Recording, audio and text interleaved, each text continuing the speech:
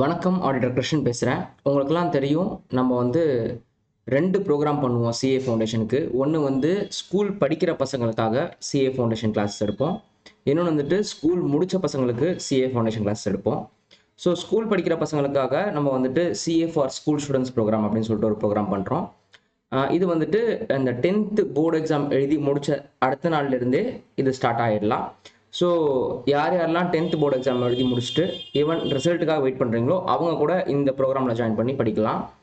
இது வந்துட்டு நம்ம 11th ஃபஸ்ட்டு மிட்டம் வரத்துக்குள்ளேயே நம்ம ஆல்மோஸ்ட் 2 சப்ஜெக்டை முடிச்சிடுவோம் அப்படின்றது தான் பிளான். அது சிஏ ஃபவுண்டேஷனோட அக்கௌண்ட்ஸும் சிஏ ஃபவுண்டேஷனோட மேக்ஸும் முடிக்கிறதுக்கு பாசிபிலிட்டி இருக்குது. கொஞ்சம் ஸ்லோவாக படித்தா அட்லீஸ்ட் சிஏ ஃபவுண்டேஷனோட அக்கௌண்ட்ஸ் கூட முடிக்கிறதுக்கான பாசிபிலிட்டி இருக்குது. By 12th standard quarterly exam நம்ம வந்துட்டு சிஏ ஃபவுண்டேஷனோட எல்லா 4 சப்ஜெக்ட்டுமே நம்ம முடிச்சு வச்சுருவோம். ஸோ இதுக்கான ப்ரோக்ராம்க்கான ஃபுல் டீட்டெயில்ஸு நான் ஆல்ரெடி வேறு வீடியோவில் பேசியிருப்பேன். பட் இருந்தாலும் யூ கேன் வாட்ஸ்அப் மீ. எனக்கு இந்த ப்ரோக்ராம்க்கான டீட்டெயில்ஸ் வேணும், அதோட ஃபீஸ் ஸ்ட்ரக்சர் வேணும், எப்படி ஃபீஸ் கட்டுறது எல்லாமே தெரிஞ்சுக்கணும் அப்படின்னா எனக்கு இந்த ஸ்க்ரீனில் ஒரு நம்பர் தெரியும், அந்த நம்பருக்கு வாட்ஸ்அப் பண்ணுங்கள், நான் உங்களுக்கு ஃபுல் டீட்டெயில்ஸ் அனுப்புகிறேன். அண்ட் இன்னொரு ப்ரோக்ராம் என்னென்னா 12th முடிச்சதுக்கப்புறம் அந்த ஃபார் எக்ஸாம்பிள் 2025 மார்ச்சில் 12th முடிக்கிறாங்கன்னா அவங்களுக்கு வந்துட்டு we will start CA foundation.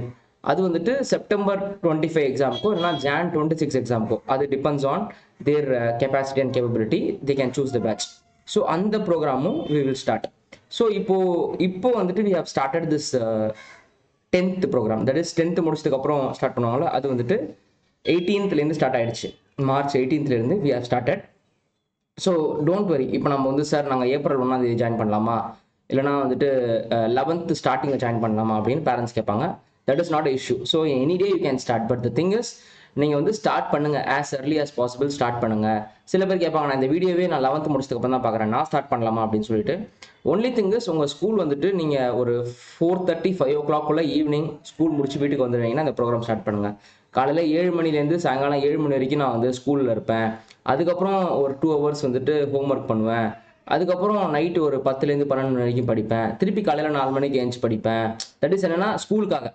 அப்போ இந்த மாதிரி பேக்டு ஷெடியூல் இருக்கிறவங்களுக்கு இந்த CA for school students program work out ஆகாது. எனக்கு வந்து இந்த ப்ரோக்ராமுக்கு உங்களோட டேல any 1.5 hours you have to spend. Either it can be early morning or it can be evening night or anything. எனக்கு ஒரு 1.5 hours உங்கள் டைம் வேணும். அண்ட் வீக்லி மினிமம் எனக்கு 6 hours உங்கள் டைம் வேணும். ஸோ எனி கிவன் டைம் எனக்கு வேணும். அப்படி இருந்தால் தான் இந்த CA for school students program உங்களுக்கு ஒர்க் அவுட் ஆகும். நான் சொன்ன டைம் உங்களுக்கு ஒர்க் அவுட் ஆகும். லைக்னோ நீங்கள் வந்துட்டு அந்த 12th குவார்டர்லிக்குள்ளே நீங்கள் வந்து complete all the 4 foundation subjects அப்படின்றது. இதனால என்ன ஆகும், வாட் இஸ் அ பெனிஃபிட் அப்படின்னா, நிறைய பேர் வந்து 11th 12th அக்கௌண்ட்ஸ் டியூஷன் போவீங்கல்ல, அந்த டியூஷனுக்கு செலவு பண்ணவே தேவையில்லை. ஸோ நீங்கள் வந்து இப்போ 10th படிக்க ஆரம்பிச்சிங்கன்னா பை 11th மந்த்லி எக்ஸாமுக்கு முன்னாடியே you will complete 11th portion and 12th portion and CA foundation போர்ஷன்ற மாதிரி இருக்கும். ஸோ அதுக்கப்புறம் நீங்கள் வந்துட்டு லைக்னோ புதுசாக கற்றுக்கிறதுக்கு ஸ்கூலில் எதுவும் இருக்காது, அந்த மாதிரி இருக்கும். ஸோ அப்போ வந்து உங்களுக்கு டியூஷன் போகணுன்ற நெசசிட்டி பெருசாக இருக்காது.